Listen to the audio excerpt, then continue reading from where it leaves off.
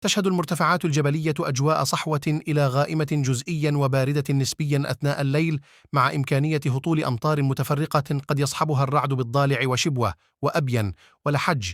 وتسود المناطق الساحلية أجواء غائمة جزئيا إلى غائمة في ظل سقوط أمطار متفرقة ومتفاوتة الشدة مصحوبة بالرعد في محافظة المهرة وحضرموت، وقد تشمل أجزاء من سواحل محافظة شبوة وتهيمن. تحديث الساعة 3:50 فجراً.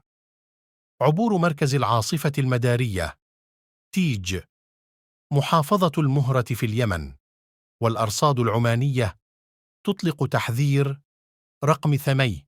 طقس العرب أطلقت الأرصاد العمانية للإنذار المبكر من المخاطر المتعددة وهيئة الطيران المدني التحذير رقم 8 للعاصفة المدارية تيج، وتالياً ما جاء في التحذير: